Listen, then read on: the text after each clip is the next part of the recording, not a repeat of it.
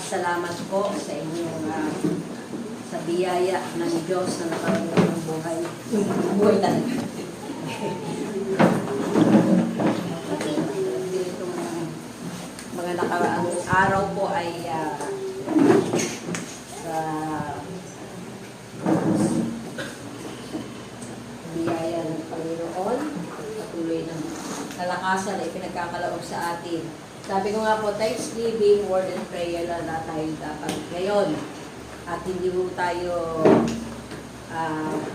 titigil sa pagpapasalamat sa mga bagay na ginagawa at patuloy na gagawin pa ng Panginoon. Actually, kasama po doon na meron pong panawagan para po sa church, sa tribe ng School of Church Builder, na magkaroon ng fasting. Pero hindi po kayo pipilitin, lalo na yung mga may maintenance. Sabi nga ni Pastor Wilbert, siya mismo ay may maintenance. So, at most is 1 meal fasting. So, magkaiba ho kami ng kalagayan dahil siya ay type 2, ako ay type 1. Kaya, mas mahirap po yun sa akin.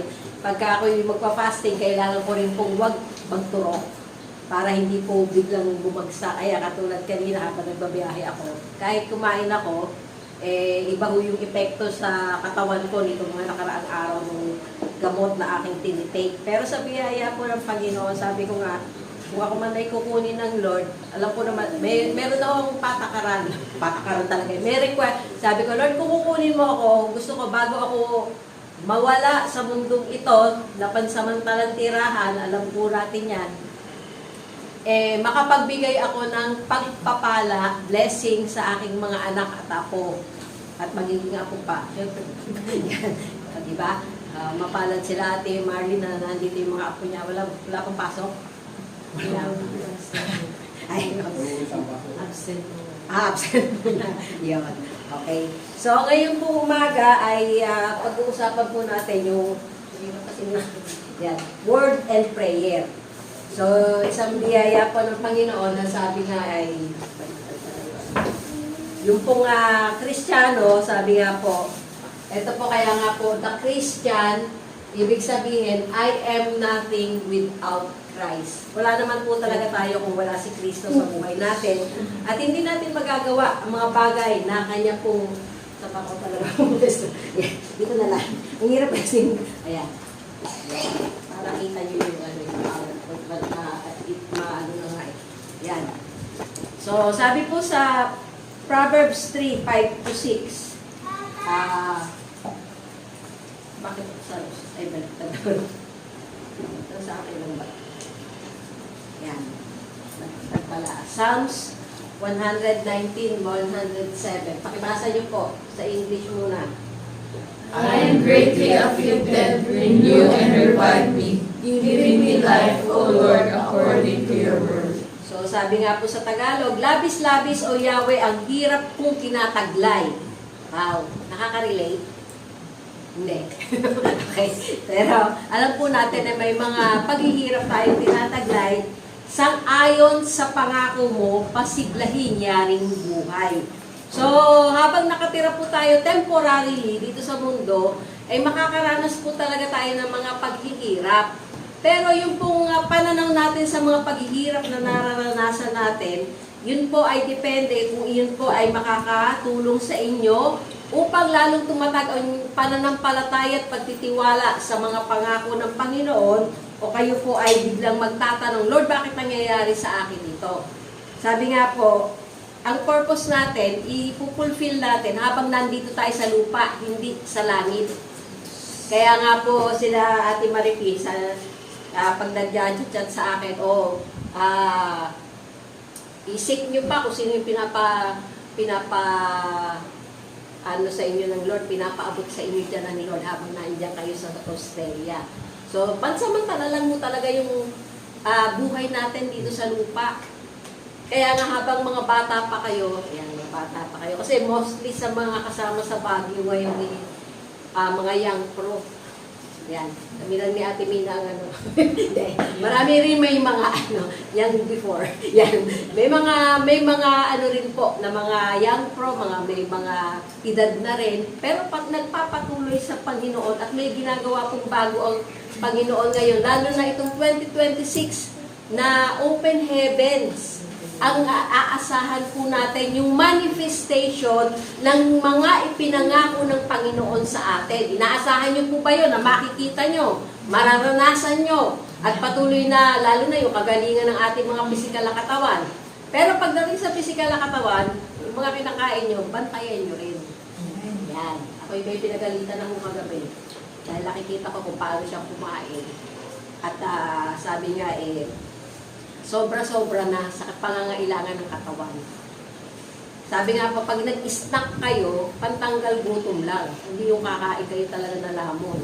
Okay? Pero makita po natin dito, sabi nga po, yung God's Word and prayer, sabi nga, prayer and the Word of God are inseparable and should always go together in the quiet time of the inner chamber. Isang bagay po na makita natin sa Word ng Panginoon, kaya nga po may Bible study, may Bible study. Meron tayong Word, yung talagang for the whole year. Yan. Pero may yung ipapa-amend ako. Pa-amend talaga eh. May dagdag po na magkakaroon kayo ng memory verse. Every time na meron kayong Bible reading. Yan. Kasi kailangan nga po, sabi nga yun, inseparable po. Kung hindi po tayo magkakaroon ng Word of God sa ating pananalangin, ay ang mangyayari po, ayaw. Yeah. Ayaw pa din. Yan. If there is to be true communication, God and I must both take part. So yun po nga, hindi ka lang, ikaw lang yung salita ng salita, pero hinahayaan pa nating magsalita ang Panginoon sa atin at kung ano yung kanyang sinasabi. Nung time po na medyo hindi na maganda yung lagay ni nanay, ako hindi po talaga pupunta. Kaya lang may udyok sa akin na pumunta na. At sa pagmamadali ko po, hindi ko nadala yung insulin ko. Pero sumunod ako dahil may ibang dapat akong gagawin nung araw na yon. Hindi pa ako pupunta nung umaga. Pero dahil may udyok na pumunta na ako, nagpunta ko ako. At yun yung time naman na naiwan ko yung insulin ko. At yun na nga, nagkandahay po rin ako papunta. Kahit na kumakain ako, kaya sabi ko, ano ba nangyayari dito sa katawan ko o sa insulin na tinitake ko? Yan. Pero yung pagsunod po sa pagkarinig natin, ano ba yung pinapagawa ng Panginoon sa iyo? O ano yung hindi ipinapagawa? So, dalawang bagay po yun.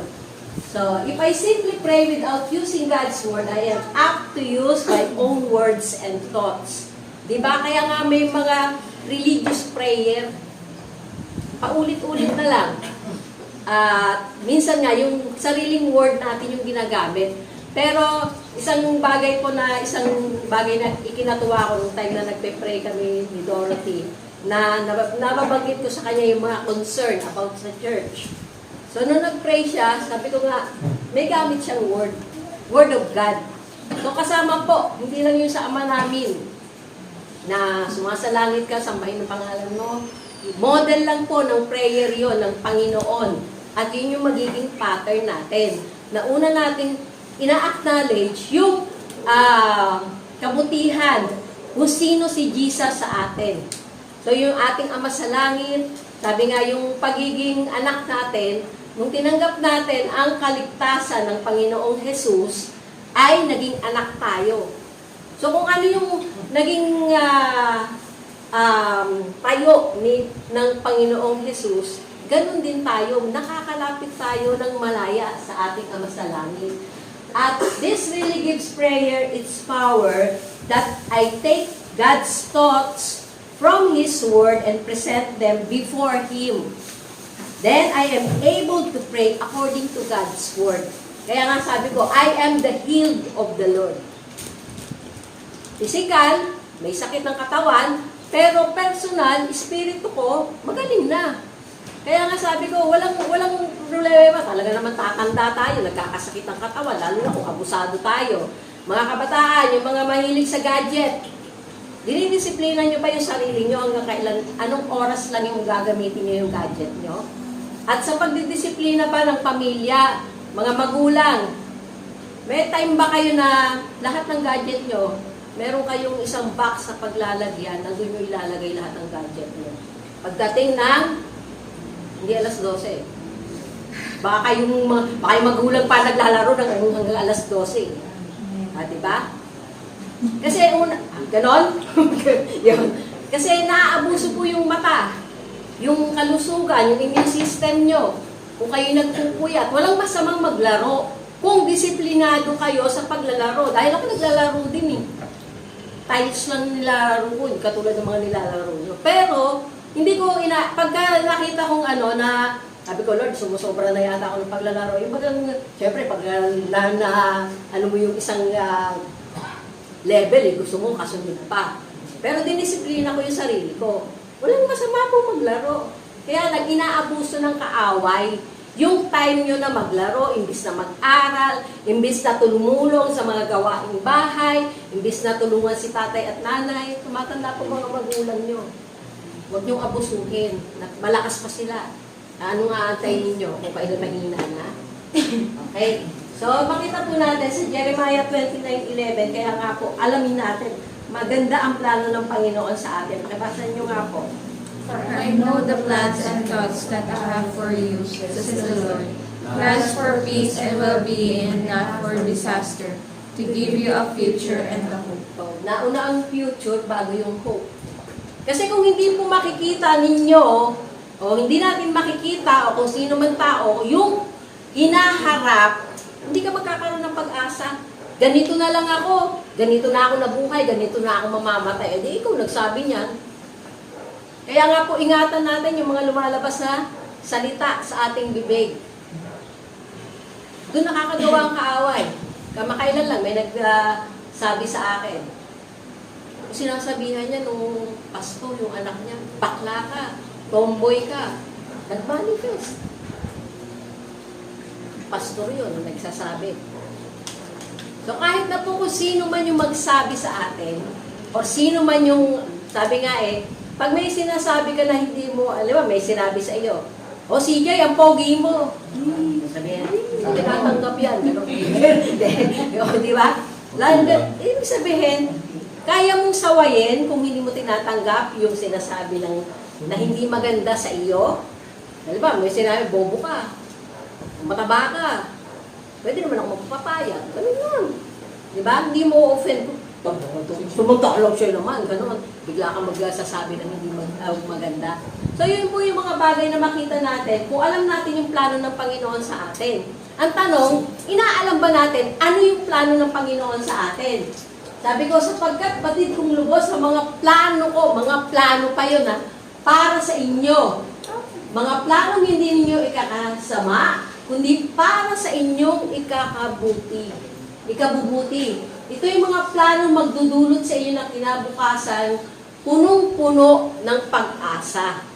Kaya nga po, pag hindi natin alam kung ano yung plano ng Panginoon sa atin, or yung iniisip natin, yung plano lang natin, talagang mawawalan mo tayo ng pag-asa. Pero kung alam natin na kahit na pangit yung nangyayari sa buhay natin, alam natin may plano ang Panginoon.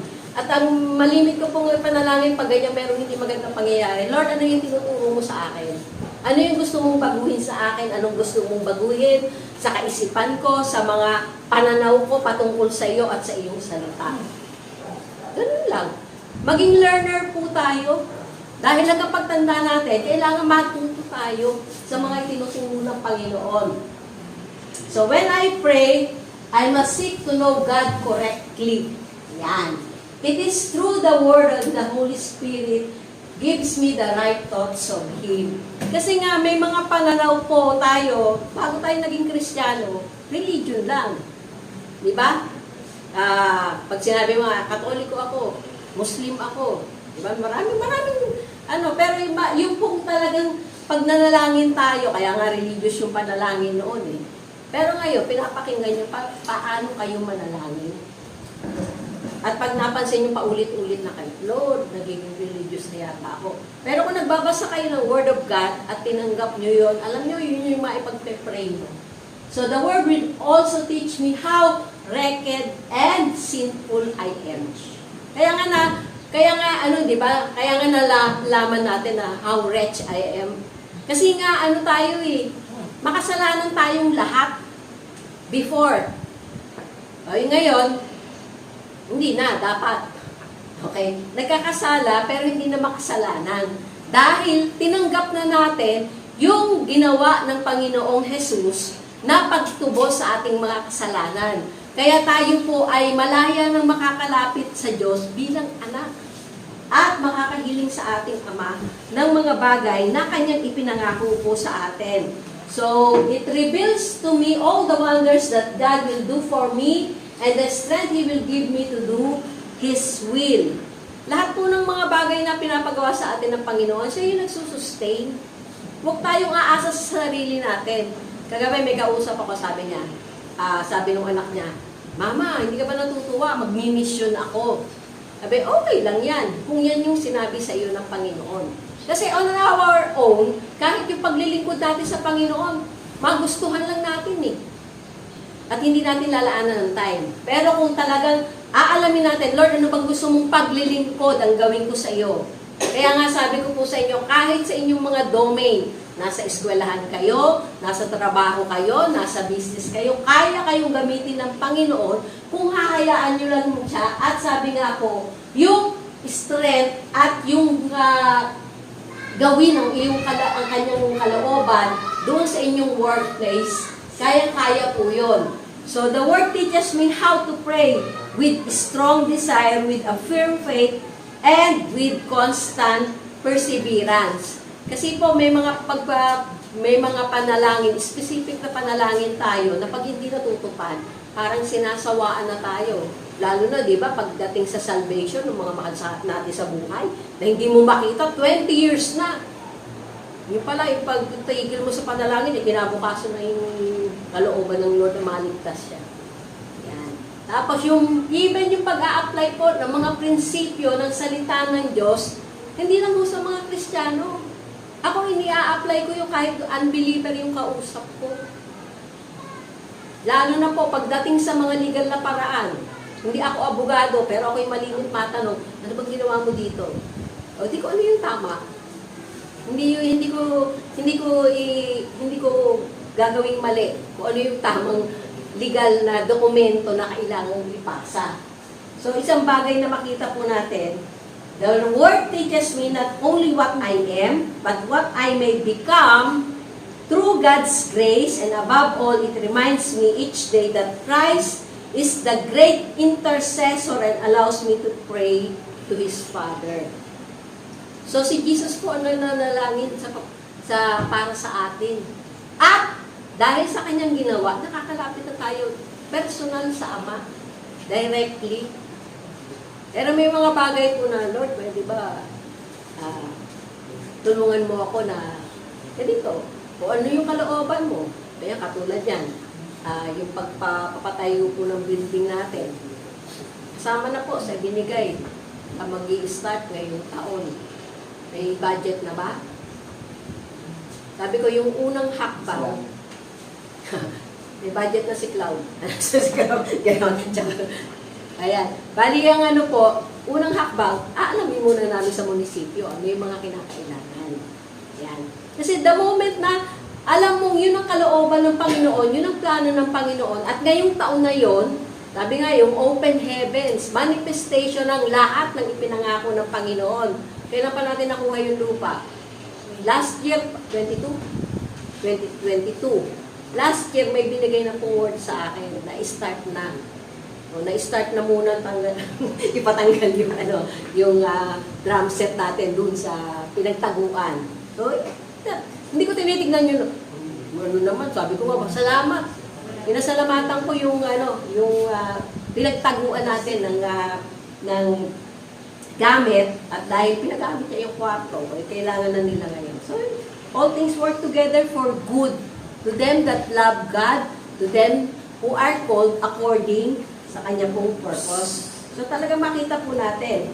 So dito po makita natin ano yung mga prinsipyo na kailangan natin i-follow. Unang-una, to renew my strength each day in God's Word and so pray according to His will. Kasi minsan may mga prayer tayo, pakinggan nyo yung prayer nyo, minsan nagreklamo lang kayo. Lord, bakit hindi mo naman ginawa ito? Lord, bakit nagkaganito? Lord, kailangan ko to, bakit hindi mo sinupply? Di ba? Nagre-reklamo ka nun, hindi ka nagre-pray. Pero Lord, ang kalooban mo po yung mangyari. Ba't hindi ako pumasa sa test? Nag-review ka ba? O naglaro ka lang? Huwag niyong isisisi sa Lord, kundi maging responsable kayo sa dapat ginagawa nyo bilang mga estudyante, bilang anak, bilang responsableng mamamayan. Okay? Pangalawa, I need to pray when I read God's Word. Prayer to be taught of God to understand His Word. Andiyan po ang Holy Spirit para magsabi sa atin, Lord, kung hindi ko maintindihan, pakipaintindi mo nga sa akin, maunawaan ko.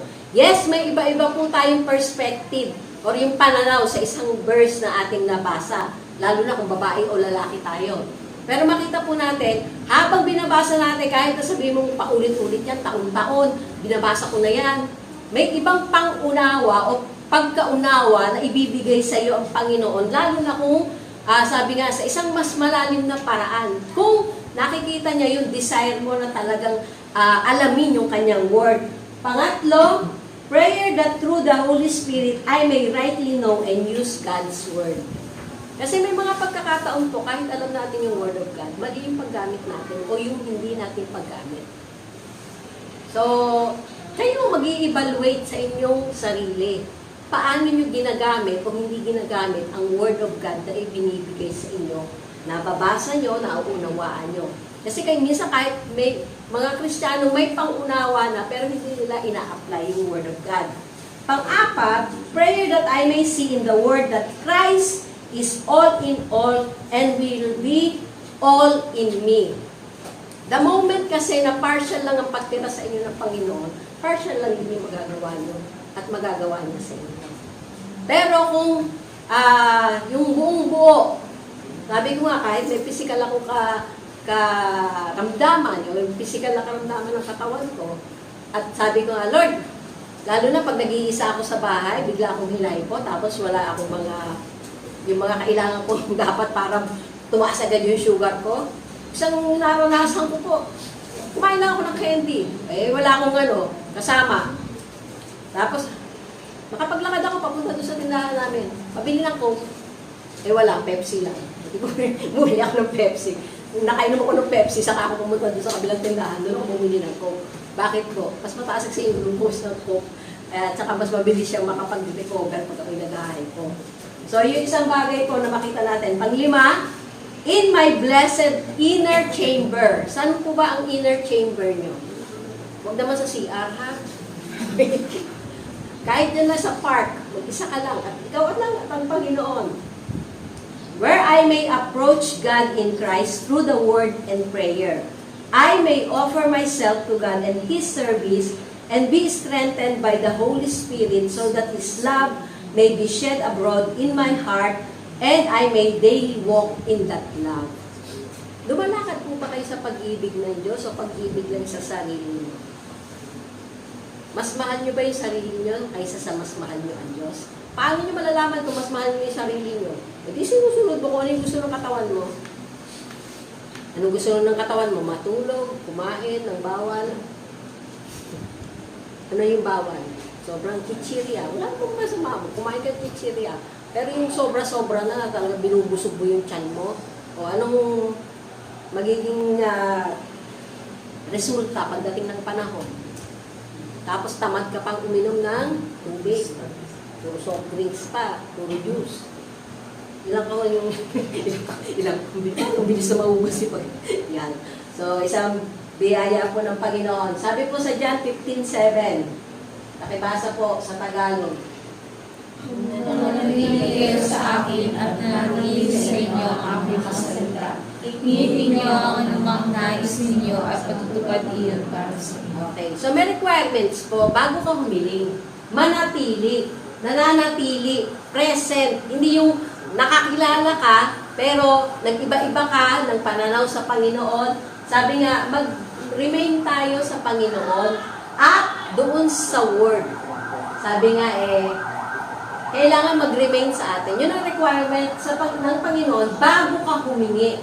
Hingin ninyo ang anumang nais ninyo at matutupad iyon para sa inyo. So kung may mga pagkakataon na hindi natutupad yung inyong mga hinihingi, baka hindi pa yun yung time na dapat nang ibigay sa inyo ng Panginoon o hindi pa yun yung time na sabi nga nananatili ka ba sa Kanya at sa Kanyang mga salita. Okay, baka hingi ka lang ng hingi, pero hindi ka nananatili at hindi mo minamahal ang Lord at ang Kanyang salita na everyday, kaya nga daily bread. Hindi lang po yung pagkain physical, kundi yung po pagkain spiritual. Sabi po dito sa 1 John 5:14-15, this is the remarkable degree of confidence which we as believers, okay, believers lang po, hindi po lahat ng tao, are entitled to have before Him, that if we ask anything, hindi po anything na gusto lang natin, according to His will, that is consistent with His plan and purpose, He hears us. Okay? Ano sabi? Pag humingi tayo, ayon sa Kanya, nakikinig siya sa atin.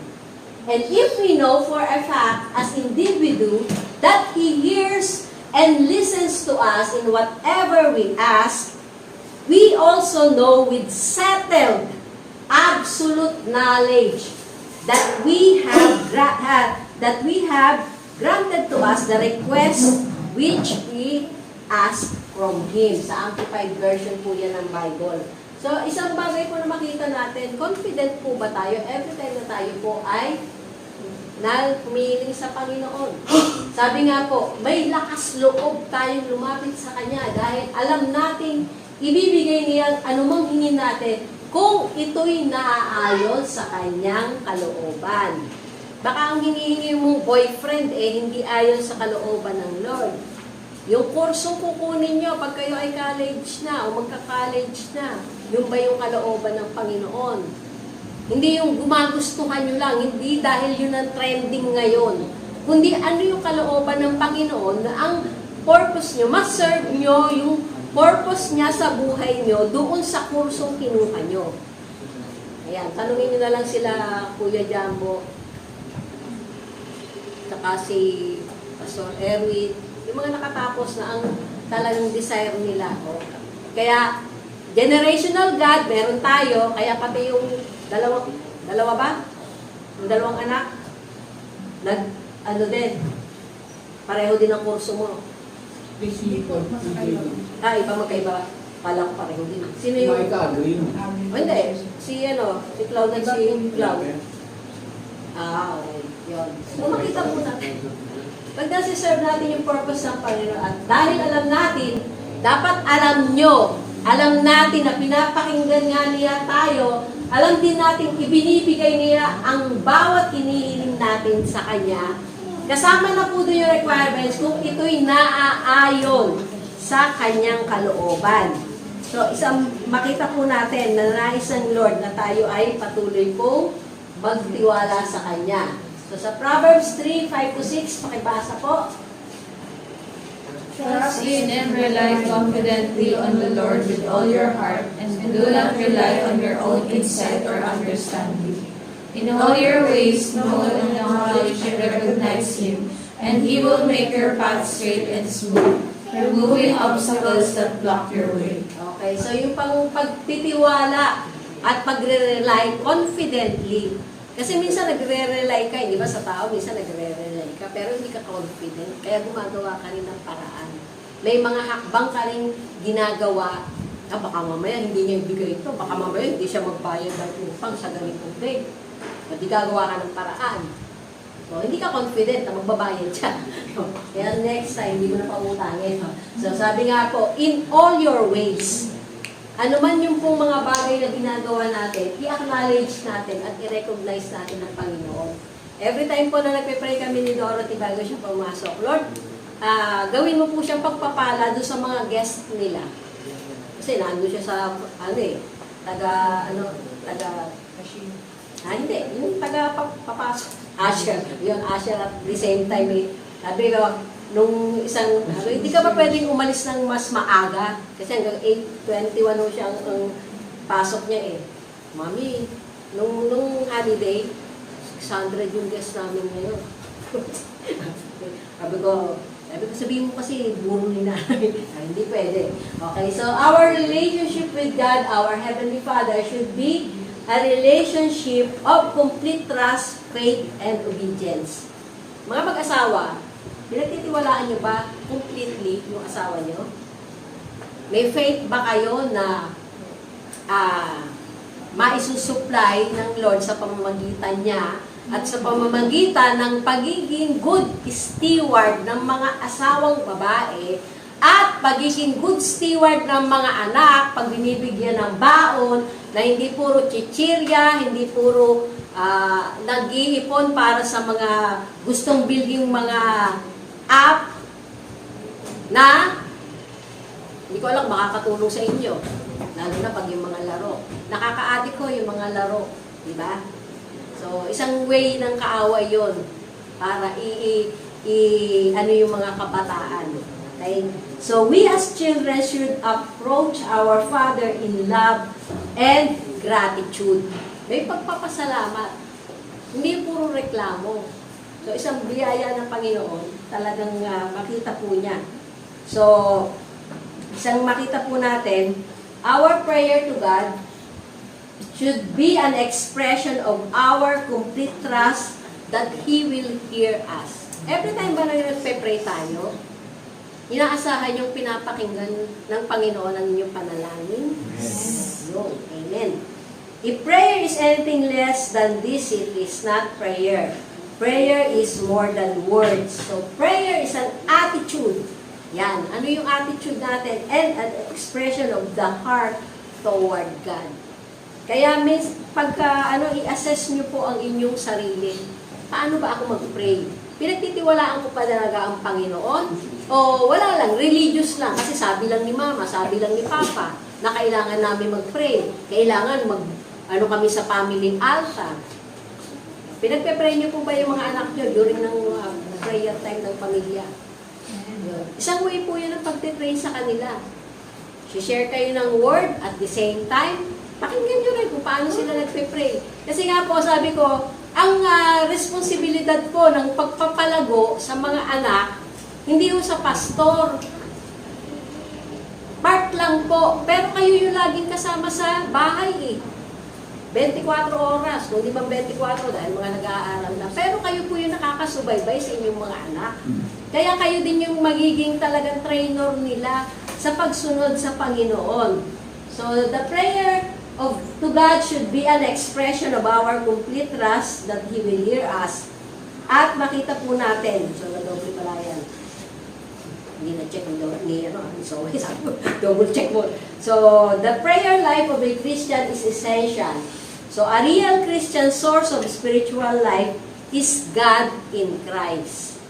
And a real Christian who does not utilize his resource of prayer fails. For the Christian life is an impossibility, except it believed in and through the Lord Jesus Christ. Napaka-imposible pong mamuhay dito sa mundong ito ng isang matinong Kristiyano at totoong Kristiyano. Marami yung peke na Kristiyano. Sinasabi lang na Kristiyano sila, pero hindi nyo makikita. Kaya nga, by their fruit, malalaman nyo kung totoong Kristiyano at kung totoong may personal na relasyon sa Diyos at sumusunod sa Lord. So, ano po yung natin na power through prayer? No amount of money, genius, or culture can move things for God. Holiness, energizing the soul, the whole man, aflame with love, with desire for more faith, more prayer, more zeal, more consecration. This is the secret of power. So what the church needs today is not more or better gadgets, Not new organizations or more upgraded methods, but men and women of God whom the Holy Ghost can use. Kaya nga, willing ba kayong magamit ng Panginoon? Amen. Yan, salamat po doon sa mga nag-amen at sumagot talaga, narinig kayo ng Panginoon.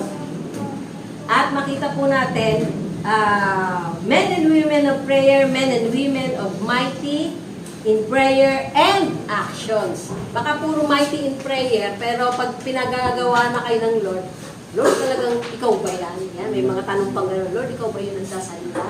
So, dapat alam din natin yung tinig ng Panginoon at yung tinig lang natin. So, the Holy Ghost doesn't come on gadgets, but through men and on women. Okay? He does not anoint plants, but men of prayer. So, isang biyaya po ng Panginoon na panalangin natin sa umagang ito, na tayo po ay maging men, women of prayer, mga youth of prayer, at patuloy na maging mighty in prayer, lalo na po yung pangangailangan at yung ginagawa ng Panginoon ngayon na pag-abot dun sa mga hindi pa nakakailan ng daan ng kaligtasan. Magkakaiba po tayo ng lugar. Kaya yung panalangin ko po, Lord, gamitin mo ang mga dun sa kanilang domain, kung saan sila nakasettle. Pansamantala, temporarily. Biro nyo, Cavite, ilan tayo sa Cavite? Ilang lugar tayo sa Cavite? May Molino, may Tansa, may General Trias, may Bacoor. So, apat. Tama ba? Apat lang? Parang nalimutan. Tatlo? Kasama na rin sa Bacoor. Ayan. So, isang bagay na makita po natin, gagamitin tayo ng Panginoon. Sa Baclaran, Las Piñas. Hiwa-hiwalay ho tayo, hindi ho tayo na parang nasa isang community, Taguig. Hanggang lang sa paligid ng Taguig. Kaya makita po natin, may gagawing malaking bagay ang Panginoon, kailangan lang niya ng mga men and women na gagawa noon. At kung nakita ng Lord at sumagot kayo at willing kayo, ay patuloy pong gagawin nyo ng Panginoon sa amin. Amen po ba? Amen. So, isang biyaya po ng Panginoon na patuloy po natin siyang i-honor sa pamamagitan po ng pag-acknowledge natin na lahat ng meron tayo sa Kanya galing. Buhay natin, kalakasan natin, even yung kabuhayan po natin, na patuloy na ina-acknowledge natin, Lord, ang lahat ng ito galing sa iyo. Even yung kalakasan ko para gawin ang trabaho ko, ang business ko, yung mga idea na bago para sa dapat kong gawin upang mapalago yung kaunting ipinagkatiwala mo sa akin para po magamit mo rin sa iyong kalooban at maging pagpapala po ako sa mga nakakasalamuha ko. Thank you, Father God. We come before your throne at salamat po sa iyong mga salita. Salamat sa commitment, Panginoon, na narinig mo po sa iyong mga anak na tunay, Lord, na ang Christian life ay impossibility unless na nandito ka talaga sa amin, naninirahan at patuloy po namin ina-apply ang iyong word na ipinagkakaloob sa amin. Create in them, Panginoon, yung desire, yung hunger and thirst to know you more and to know your word more at mai-apply po ito sa kanilang buhay, sa kanilang kabuhayan at maging sa kanilang kalusugan, Panginoon. At dalangin ko po, Panginoon, that you will keep them, Panginoon, from any harm, Lord, na maaaring gawin ng kaaway. Ikaw po ang patuloy na mag-iingat sa kanilang kabuhayan at salamat po sa wisdom kung paano nila i-manage yung lahat ng mga ipinagkakatiwala mo, not on their own strength, not on their own plan and strategy, kundi, Lord, yung pong strategy na nagmumula sa iyo. You have been faithful in this church, Panginoon, na kung paano nakita po namin at patuloy na ipapakita rin sa kanila kung paano ka naging tapat, Panginoon, sa pagsusustain mo ng lahat ng aming pangangailangan, hindi sa laki ng aming bilang o laki ng aming kabuhayan o kabuhayan ng bawat isa, pero Panginoon, naandun ang katapatan mo po, O Diyos na banal. Kaya salamat po aming Ama sa Langit, iingatan mo po ang bawat isa na nagtatapat patuloy sa iyo at patuloy pong consistent, Lord, sa pagbabasa ng iyong salita, sa pag-honor, Panginoon, sa iyo, acknowledging, Panginoon, na kaya sila nakakapagtrabaho dahil sa lakas na ibinibigay mo. And thank you, Lord. Ingatan mo rin ang kanilang mga pinagtatrabahuhan.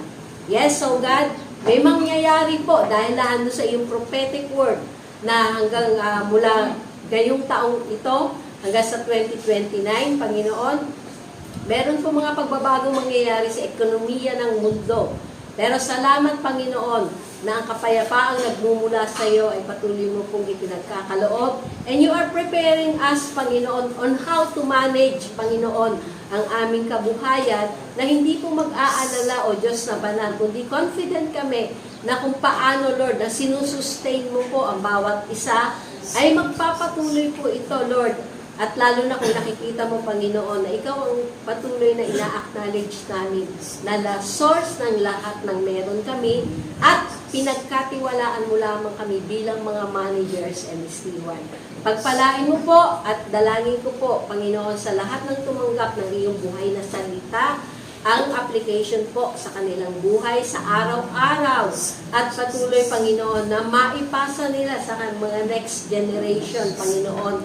At salamat po, aming Ama sa Langit, sa iyong pong kabutihan, sa Jesus the Faith Builder Church, sa bawat pamilya na naririto, Panginoon, at patuloy po, O Diyos na banal. Salamat po sa mga aanihing kaluluwa dahil may mga willing na mag-alaga, magbahagi, at patuloy po, Panginoon, na magturo ng tama sa iyong mga salita. Pinupuri, pinapasalamatan ka po namin. Salamat sa mabuting kalusugan. Salamat sa kagalingan. Salamat sa iyo pong biyaya, Panginoon, ng kalakasan. At salamat aming Ama sa Langit. Ikaw po ang patuloy na magpapala sa bawat pamilyang naririto ngayon. At ikaw po ang patuloy na maluluwalhati sa buhay ng bawat isang sumusunod sa iyo. Sa pangalan ng Ama, ng Anak, at ng Diyos, Espiritu Santo. Amen and amen.